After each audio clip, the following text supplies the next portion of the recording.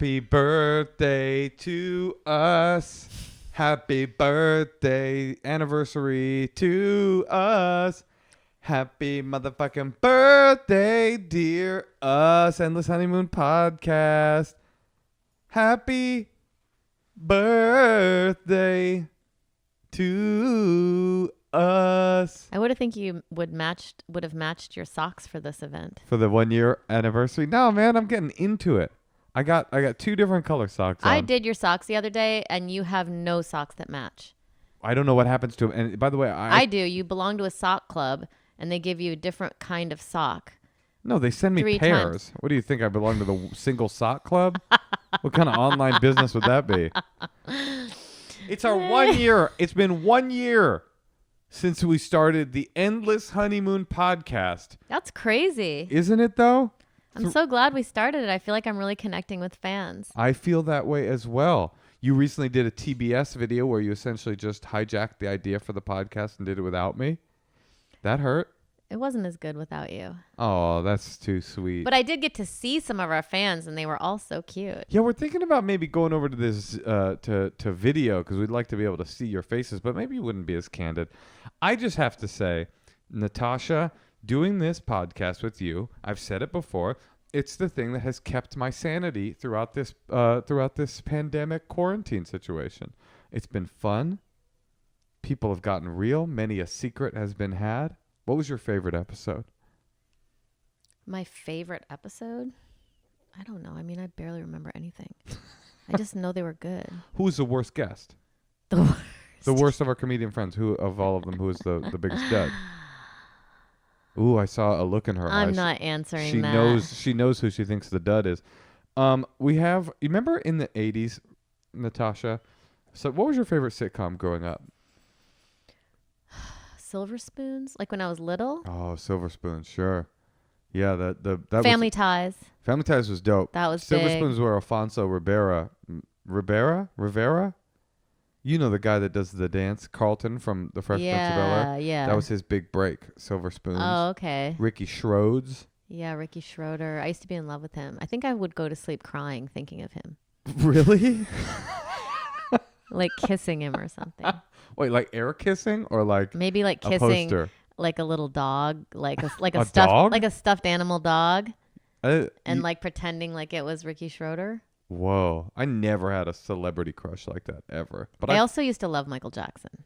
Michael Jackson is a better. Well, I remember at one point I counted in my bedroom and I had like 27 posters of Michael Jackson surrounding me. do you think that you would have sexually hooked up with Michael Jackson if you had the opportunity at that time in your life? No, but I do remember being in the lunchroom in grade school and seeing Thriller and screaming at the top of my lungs. Just because it was on TV? No, like someone opened up the record and he had his long body like laying out with like, remember he's like holding a white cheetah or something, sure, like a baby cheetah. remember And I it. remember going like, because I Just thought he was seeing the so album hot. The inside of the album. That's a trip. You know what else is a trip? He's powerful. Right. I've gotten a lot of DMs ever since I released Crowd Surfing Volume 1.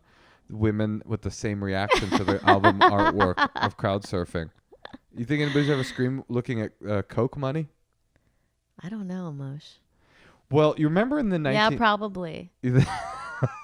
I mean, you do get a lot of like, I want to sniff your butt comments, which is kind of the modern equivalent to screaming, right? A fan can like drop into your comments. You have a couple of fans that comment on every single thing that you do, and it's always something creepy. And I see they're like repeating guests at the bar that is your body. You know, they're like barflies on your Instagram. That's so funny because when I used to work at the whiskey bar, there were always those kind of losers who would come in at like 4:45, right when the place opened, and we were still like putting out the pretzels, and they would sit there and like talk to you for 2.5 hours when no one was there, and then you get busy and you just kind of have to start ignoring them. They're all squatting on women's Instagram pages now. I mean, what is the motivation to go to a hot comedian's Instagram and just comment on like sexual things like 50 times? What's the possible outcome? Like, You get blocked? Are they trying to fuck? It seems like that's impossible, that they're actually like, maybe this could work. Have you ever sexually trolled? I guess that's a thing. Never have I? I don't know. It seems pretty common. Yeah. I maliciously, Megan Fox? I maliciously just objectified her. I'm sure I frightened her because of some of the specifics of what I was saying, because I did like an address search for her and stuff. So yeah, I have. I've sexually trolled, definitely. Her. There's very few women that do it. Tina Turner. It's all Estelle men, Getty. right? Yeah, those are my three: Estelle, Tina, and of course Megan Fox. Now, remember, Natasha, in the 1980s when you were flicking your bean to to Silver Spoons. Fuck you. Remember when every once in a while the writers would want to take a break for the week? They don't do this anymore, but the writers of a TV show on a heavily produced TV show, like where they would have like 150 episodes. What was the one with Alan Thicke? That was That was Growing Pains. I loved that. With jingle writer. By the way, do you know that Alan Thicke, may he rest in peace, Yes. wrote what? He wrote all the jingles to all the 80s sitcoms. I was gonna say is dead. Oh. Did you know he's dead? No. Also, do you know he invented the term thick, like for a thick ass? Like, ooh, she's thick. That comes from him. That's He used to not say, true. in the beginning, he would say, ooh, she me. But then it turned into a street colloquialism. Okay, so I was a young lass. You're a young lass squeezing a pillow between your legs to young Ricky Schroeder while looking into the glass eyes of your stuffed dog and saying, oh, Ricky. Remember those days? Uh-huh. And the writers of a sitcom back then would want to take the week off. And so they would just do like a weird retrospective episode where they would show clips.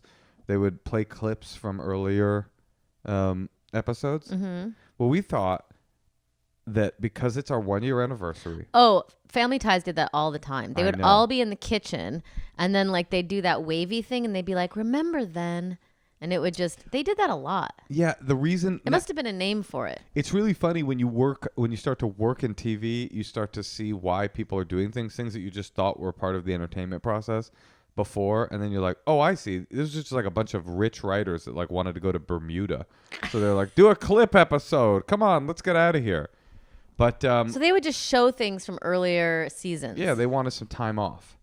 But we thought that tonight, it being our 1-year anniversary and all. By the way, let me just ask you before we get into this. What is your favorite part about doing this podcast? Me? Yeah. Well, obviously, like with COVID, there's nothing else to do. So I'm glad that we have this outlet. For sure. And this creative outlet, and there's so much going on in the world that it's an interesting time to like check in publicly. I like that. What's your favorite thing, Moshe? It felt very sarcastic the way you asked me. I didn't know we were asking each other what our favorite things were about the podcast. Well, I didn't know either until it just came out of my mouth. I practice a style of conversation that's called improvisational. So I kind of sometimes will roll with it. What's your favorite thing about the podcast? My favorite thing about the podcast. Oh, and talking to our comedian friends during the pandemic. That's been fun. For me, the advertisers. It's gotta be. It's gotta be the advertisers. I love them. Every one of them. I just want to send a special shout out to Rothy's. I want to send a shout out to Tushy. I want to send a shout out to Manscaped. I want to send a shout out to Better Health. What about the food we had tonight? That was delicious. That was good. Are we doing an ad read for them tonight? No? Well, anyway, what we read last week for... what was it called? Green Chef. They're Green good. Chef. I did a Green Chef tonight, and I gotta tell you, the shit was good. Listen, these aren't ads. We got a vegetarian one. But we're not doing ads. I was doing a bit about how my favorite thing was the advertisers. I get but it. we did cook a Green Shelf meal tonight, and it was pretty dang good. I gotta admit that. And I also appreciate not having to think about what to make in the pandemic, because I got like on overload. Remember in the beginning of the pandemic? Everyone's like whipping up special like Yeah. purees. And, like I've almost mastered the proofing of my sourdough. And it's like, shut up, you nerd.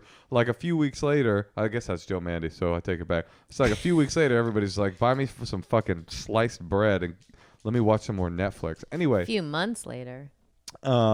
Anyway, I have enjoyed I honestly have enjoyed like getting to know the listeners and their quirks, and also learning about humanity through the patterns that I have seen over the year. How there are patterns, especially in the secrets, you know. And I also, it was a big day when I realized we were the number one most downloaded podcast in the world. Right? I mean, that was crazy. When we overtook Rogan was a big day. That was a huge day. I got to say that was a highlight. I like working with you. There's been a lot of fun and funny memories. I've loved a lot of the comedic guests we've had on. And we thought that tonight we would do a kind of a retrospective. One of these Ricky Schroeder. So if you're listening at home, just imagine little brace-faced Natasha. Well, she called herself Tashi back then. No, I didn't. Okay, she called My herself family called me Tasha. Little brace-faced Tasha Leggero, Tashi Legs, just staring at Thriller, screaming at the top of her lungs in the lunchroom.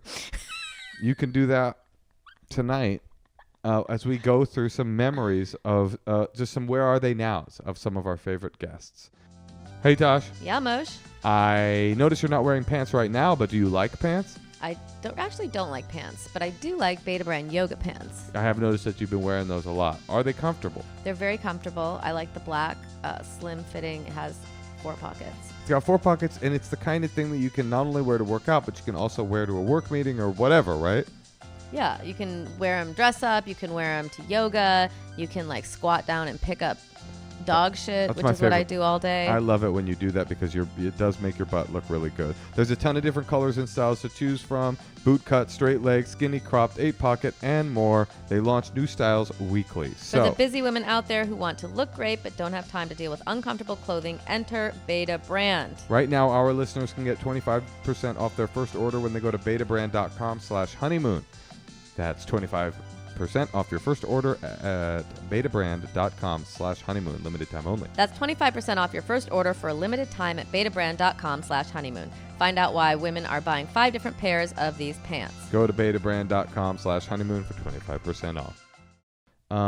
So should we just begin? Yeah, I want to hear these. So let's see if we can remember. I want to do. Okay, these ones I remember. You remember Jake and Sam, who were the couple from Reno?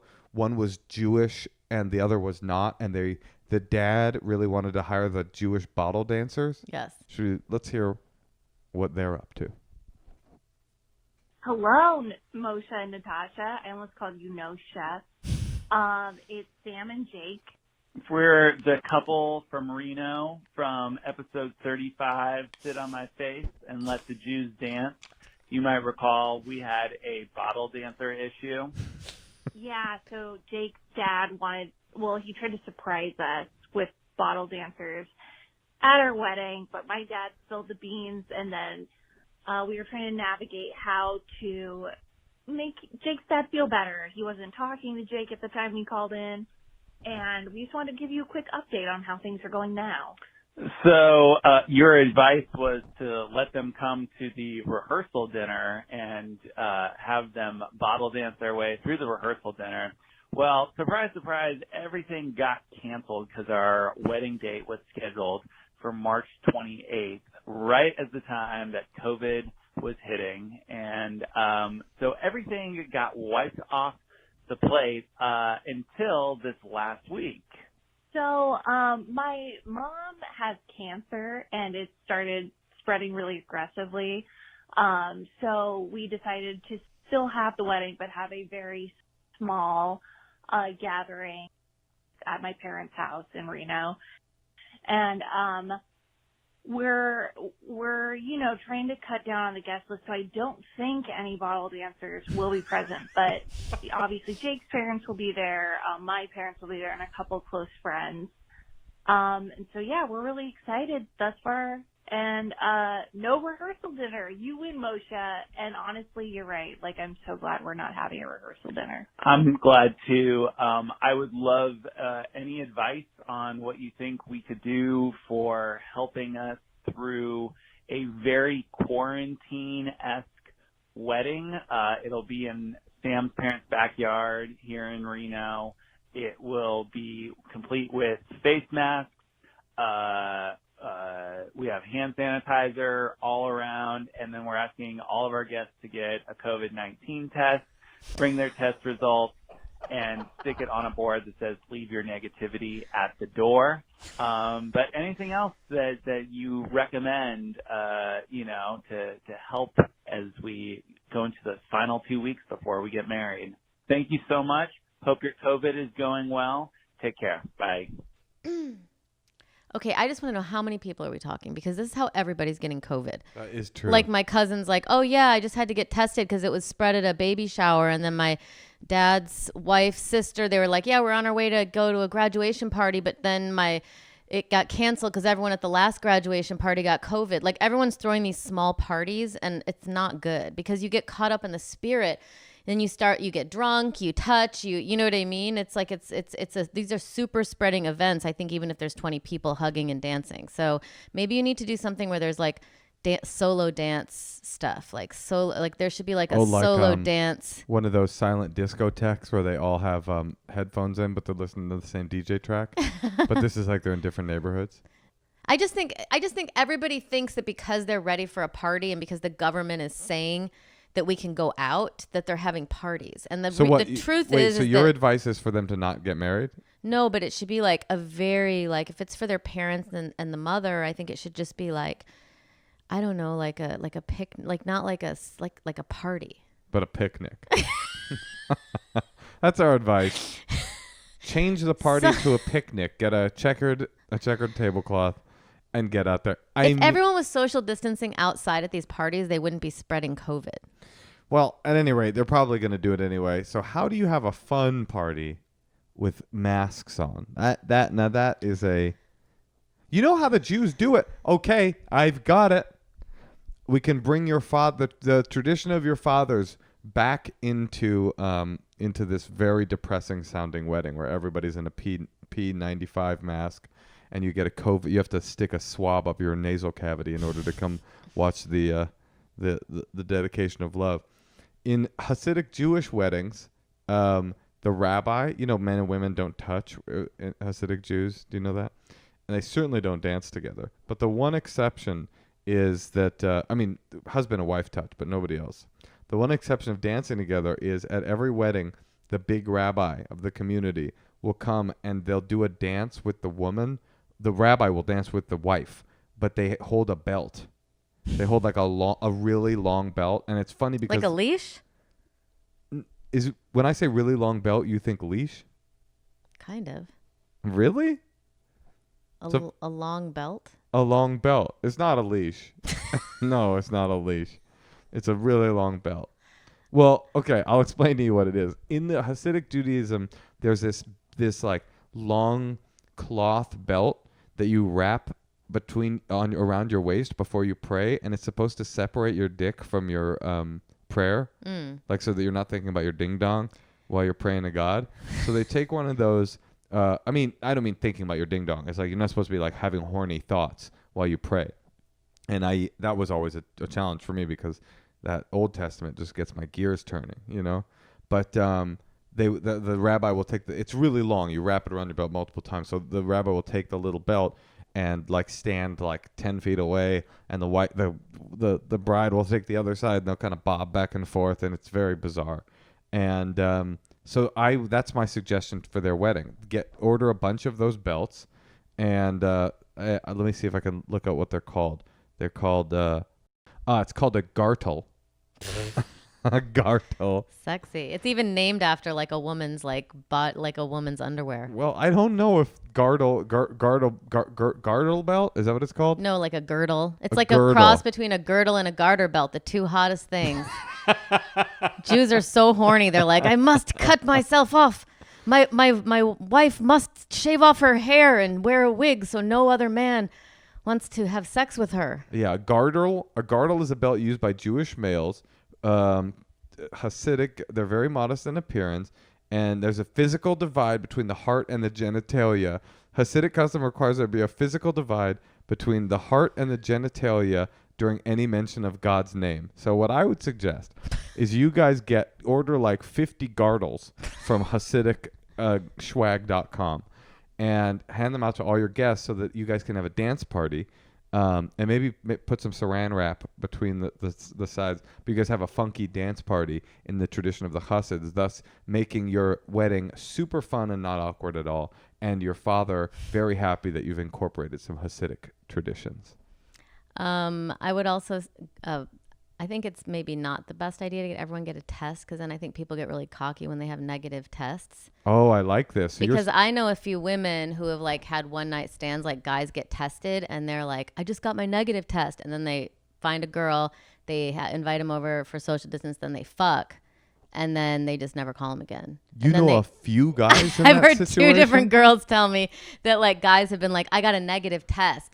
And then they like kind of they have sex with them. Oh, it's like, sup, girl? I got a COVID-19 test. Girls are like, because everyone's so lonely that if a guy has like a negative test. I was thinking about something like that today because I know somebody that's at like a cabin retreat. Like he has a cabin, and he said, I was texting with him today, and he said a girl was coming over, and I was like, oh, that's a trip. Like, I've got a cabin in the middle of nowhere is the new I've got a Porsche and a penthouse on Fifth Avenue. Like, if you tell a girl right now, like, oh yeah, what's up, girl? I got a off the grid cabin with no neighbors. She's just like, I'm coming over. So that is the new status symbol. Natasha? Yeah. Do you think we should move on to another of our Where Are They Nows? Yeah. Let's do it. What's up, guys? Jeremy Glass. And Mary Kate and Sneezing Greta. All right, so last time we called, Mary Kate was 6 months pregnant? No, I was like 3 months pregnant. Oh, really? Yeah. Wow. Okay, so you were 3 months pregnant. Natasha told you to get a C-section. And your advice on parenting was, I think it was just to figure it out, do it your own way. And we've definitely done that. Our daughter Greta was born on March 14th. So just as the coronavirus pandemic was hitting New York and getting very, very scary. It was very, very scary. So we have spent a lot of time together, just the three of us, and we have really done it our own way. We've been figuring it out. Wait, tell her what you got. Oh, I got a C-section. Not on purpose. Not on purpose. She was not going to come out. So I had to have one, but it worked out okay. So what have we done? Okay, yeah, so we had Greta during the height of coronavirus, so actually maybe it's happening again. We quarantined in New York for about a week and then ran away to New Hampshire where we quarantined for another few weeks. And then we are now staying in Maine. It's been a month and a half or something? Something like that. Yeah, we're staying in Maine. And, this is her third state in a very short amount of time. But she's super duper cute, super chubby. She's starting to laugh. She's thick. She's not going to roll over. She just doesn't want to. But things are going well with us, and we are hopeful for the future. I, too, am hopeful for the future. Thank you for all of your advice. We're feeling this thing out as we go. It's very, very, very, very hard having a kid. Like, damn, man. Very hard. But we're okay. Yeah, we're fine. Okay. Thank you. Bye. He's like, hey, can I ask you for some more advice during this update? We're having some... I mean, it's funny. They were like, we are doing it our own way. You know, a lot of parents don't live on the entire Eastern Seaboard in the first few months of their child's life. But that is precisely what we've done. We started in New York. We jaunted up to New Hampshire, bopped over to Maine, popped into Vermont. Nova Scotia came a-calling. We took a tugboat around the island, popped back down to Brooklyn, went to Miami for some cervezas, came back up. And she's a real East Coast kid. I'll tell you what, having a kid, it's a tough one, but it does help to be a billionaire.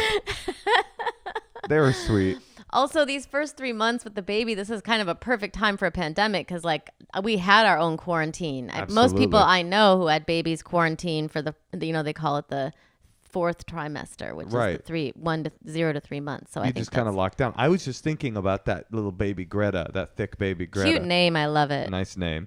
And I'm like, she really won't remember any of this. Like, I wonder about our kid, if she'll remember a weird time.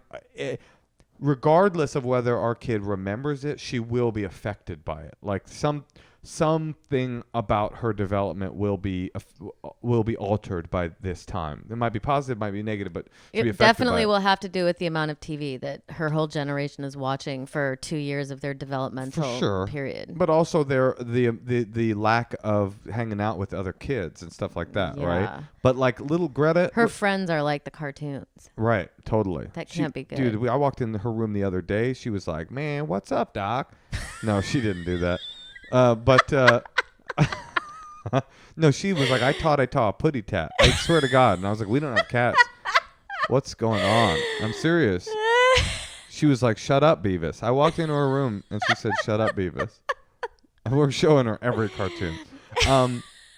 But little Greta, I don't think young Greta will be affected, or certainly won't remember, but probably won't be affected by it in any way except positive, because she'll be around her parents all the time. But then I had this other thought while I was thinking that, what if she does remember it, i.e. what if it lasts so long that even little Greta remembers it? And that really made me terrified. It sent a chill up my spine. It's not that she'll remember it. She'll live through all the changes in society, that like the repercussions, like what coronavirus has created. Right. She like will in 5 years, like there's no way we're not going to be feeling that, what happened. I opened a LaCroix.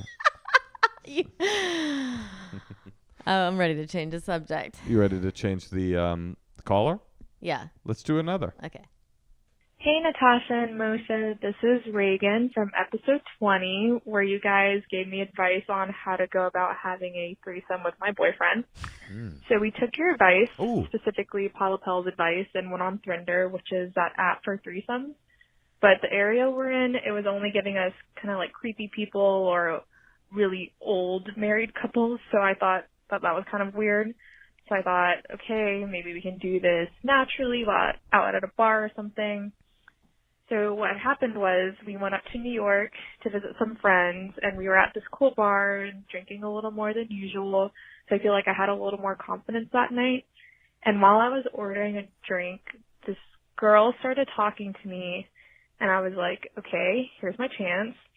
And then I just realized I had no idea how to flirt with a girl because I've never done it.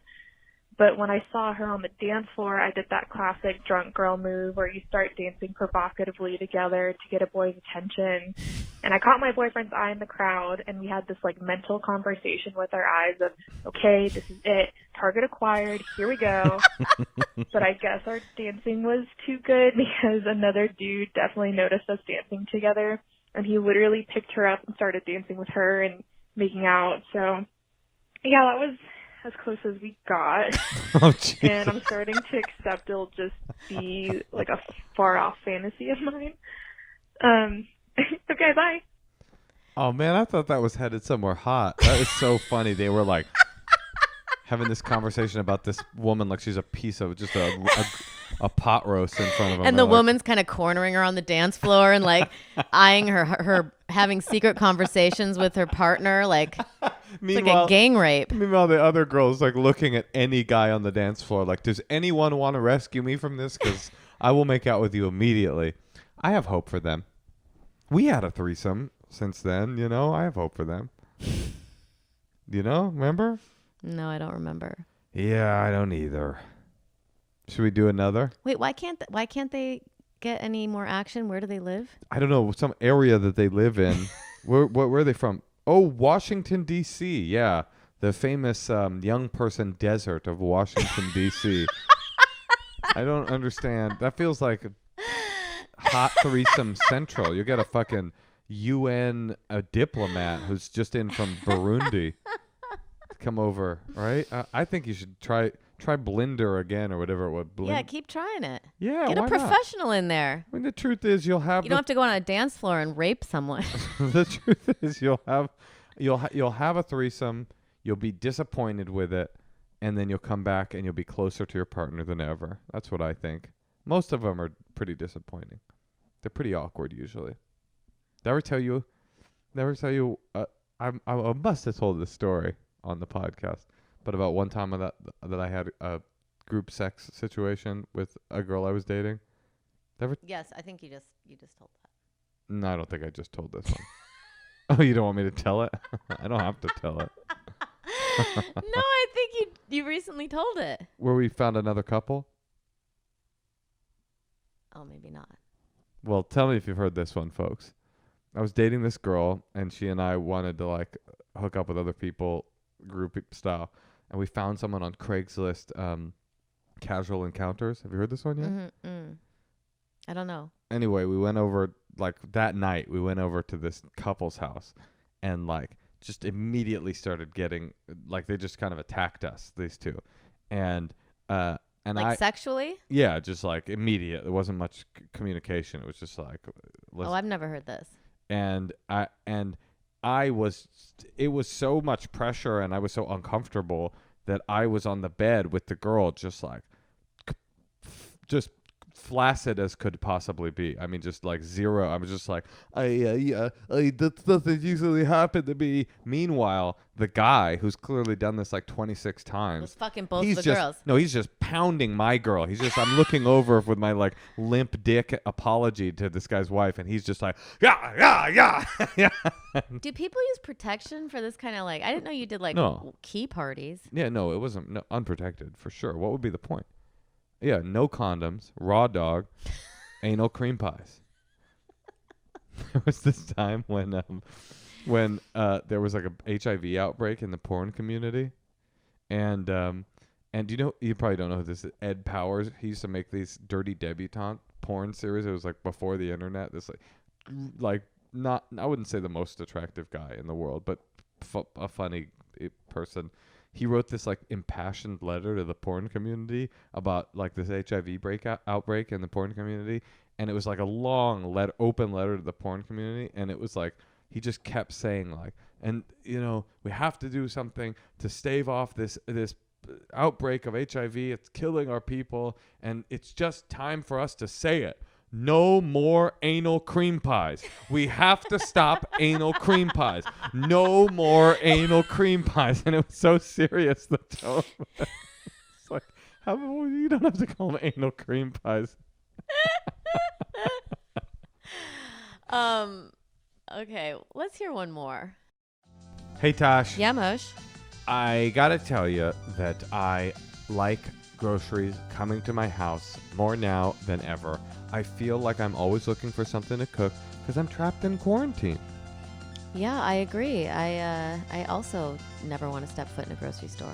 I mean, I want them to survive, but I found Thrive Market, and they're it's like an online health food grocery store. You can order whatever healthy food you want, and they deliver it to your house. It's all healthy because that's what happens. You log into Instacart, and like everything healthy is taken. It's overwhelming, and you're looking at like so many different products that it's difficult to find the kind of stuff you want. So Thrive Market is all health stuff, and it tailors to over 70 different diets and values like paleo, keto, plant-based, delivering the highest quality organic and sustainable essentials from groceries, health snacks, like we always need snacks at our house, meat, seafood, clean wines, which I've been drinking, non-toxic cleaning, and bath and body, things that are organic. It's stuff you're already shopping for, but it's brought straight to your door. And as a member, you'll save 25 to 50% off traditional retail prices, and their carbon neutral shipping is free on orders over $49.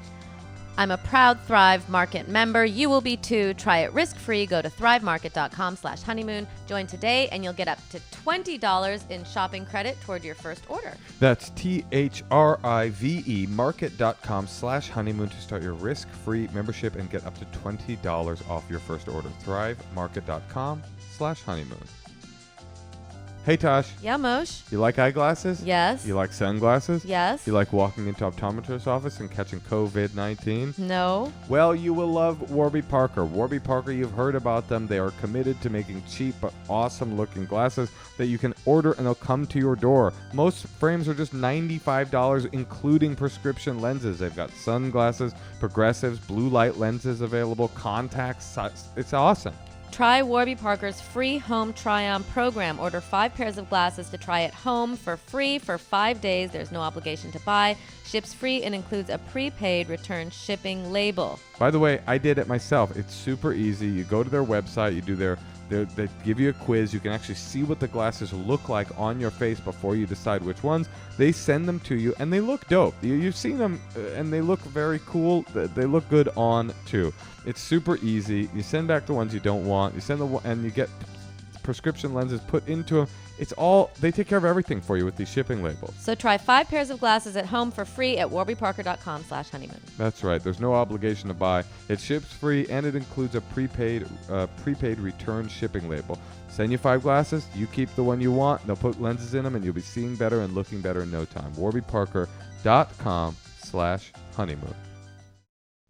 You may remember from the Seth Rogen episode, Seth Rogen and Lauren Miller Rogen episode, where she was a documentary filmmaker who went to some state in the South, I don't remember where, to do a documentary about prison and ended up on a prison pen pal website, fell in love with a prisoner, and was deliberating whether or not she should wait for him. I thought that she hadn't had sex with him yet. She hadn't, but maybe she has. Because she would say that they would have phone sex, and he would didn't he jerk off in a spittoon closet can or something while they're on the phone? Yeah. And it's got saloon doors. But that was pre-quarantine, so I bet it's heated up. You think? Yes. His temperature might have heated up. Prisons are a hotbed of COVID-19. Okay. Let's call Mia in New York City, the prison lover.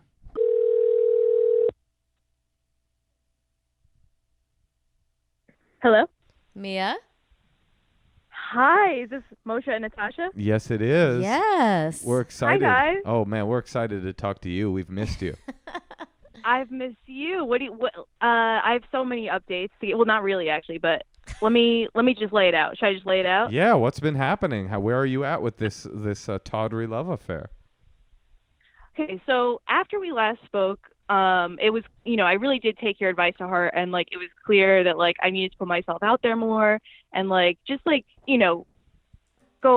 away, try to move away from the inmate. Let me ask you really quickly. You didn't mention to the inmate that it was Natasha and I that had recommended that, right? No. Okay. He has no idea. Okay, good. For sure he doesn't know at all? Not even, no, I mentioned that I was on a podcast, but he wasn't interested. Fuck. We're fucked. Okay, go ahead. So I really I guess I was trying to put myself out there a little more, and I had a crush on this guy at work. And then what was he in for?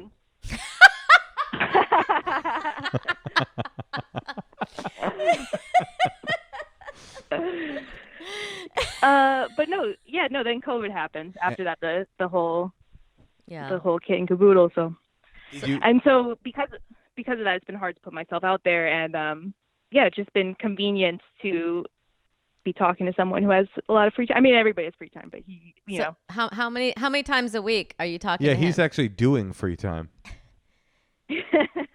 Mia, how many times a week are you talking to him? 5?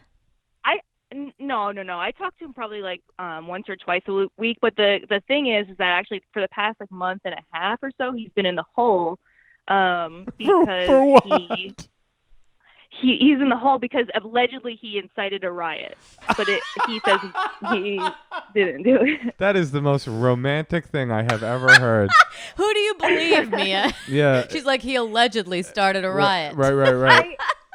I honestly believe he was I hear being you. a dick to one of the guards, and it got out of hand. And he probably did start something, but I don't think he was even as creative to have started a whole chant. He wouldn't have wanted to do that. That is He funny probably though. just maybe he felt your energy, and you know what probably happened? He could feel your energy moving away. He remembered when you said the podcast.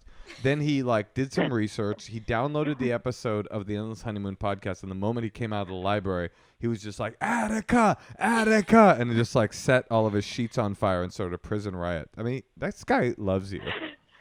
So that would be funny if I know he only has access to an MP3 player with a limited amount of songs. So I don't think he'd be able to listen to the podcast. But now is he out of the hole? He's out of the hole now. I actually just spoke to him earlier today for the first time in a long time. And were you in the hole while you spoke? he's out of the hole now. Yeah. He actually. No, I was making a whole joke. Hole. Oh, wait. Say it again. Hole. In the hole. In your hole. Did you guys masturbate on the phone together? Is I guess what I'm asking. Have you guys had phone sex since? Oh no, not yet. Oh, it's gotten more platonic. But what do you think, Tosh? I'm kind of adjusting my advice, which all of our advice was absolutely correct. But now that it's quarantine, I'm kind of like, hey, why not ride this until it's over a little bit? It makes his COVID better, his prison time better, your quarantine better. You're in prison now too. Why not? What do you think, Tosh? I agree. Yeah, this is a good time to have a prison pen pal. I was also like thinking maybe like if I date anybody in the future, I just have a stipulation that I have a prison pal, and that I sometimes have phone sex, and they have to just deal with that. That sounds like what's a word for that? Do they have a word for that, Tosh? Can you think of a phrase or a word for that? If of somebody you're dating who has a lover in prison that they often have phone sex with, what would you call that in the early stages of dating? It's like a deal breaker? Yeah, deal breaker. That's what I'd call that. A hardcore deal breaker. Yeah. All right, so maybe I won't mention that then. The ultimate deal breaker. I just do want to let you know I do have a violent criminal that I have a romantic interaction with that just there's that. He's not violent. He started a violent. He incited a riot since our last talk. He was in solitary confinement for starting a riot. But you know what? Who knows, man? I mean, maybe not. But that's the thing. I can see her. You're getting kind of close, and you're thinking even if you meet someone else, you still want to always talk to him. So that's something that you have to choose. Yeah. If you want to fall in love with him. You're like that lady. What's that anti-death penalty activist lady? Sister Prejean, is that her name? I don't know. Anybody know who I'm talking about? She's like a famous anti-death penalty nun. You're like the lady, Sister Prejean of phone sex for prisoners. It's like when you date somebody else, you're going to be like, look, I don't even want to do this. But there are men on the inside that need a hot, breathy phone call from me once in a while, or they just won't be able to make it. I don't think you should do the thing that you're thinking. I don't think that's a good idea. Okay. I would never date someone if they were like, I do have a prison phone sex person. It's a part of my life. Okay, so then if what if I like meet them and I don't mention it at first, and then if it gets really serious, then like I just stop. I like that better. I mean, obviously, you know what we think you should do. Well, no. As soon as you meet someone who's not in prison, you should. It's the lowest bar possible. It's literally not behind bars. It's like because there's no future. It's really hard to like build a future with someone in prison. Yeah, that's one of the classic pieces of wisdom. But wait, when is he out? When's the guy out? He has like 2.5 more years, but like after he gets out, he's going to be in Kentucky, and like it's going to be not easy for him to travel. I don't know. I'm imagining he'll be. I have one last question, Mia. Do you guys talk about? Do you talk about when he gets out? Yeah. Oh boy. Because I feel like he is a friend. So like even if it's not romantic, like maybe I do want to meet him eventually. Mm-hmm. I don't know. That might be a bad idea. You should bring that up too in the early stages of dating. He will be out in a couple of years, and I will be visiting him. So it's not a purely fantasy thing. It definitely will come true and be real. But I don't know. I'm kind of like with you. During quarantine, it's like we're all in a fantasy world. So like, why not indulge the fantasy for a little while longer? Enjoy it while you can. But once this thing tapers off, well, I think you should go back and listen to the first episode because that's our advice. It's like my swan song. Yeah. Okay, well, good luck, Mia. Mia, we love you. Thank you for keeping in touch. All right, thanks, guys. Bye. She's sweet. Also, she could meet another kind of phone pal. Right. Like, why not meet? She's good at that she likes to talk on the phone, like go to some other sites. What if he's just like, they have phone sex? You meet some guy on Tinder, they have phone sex. He's like, what the fuck was that? I've never experienced anything like that. You were the best phone sex I've ever had. She's like, yeah, well, I've been in the shit.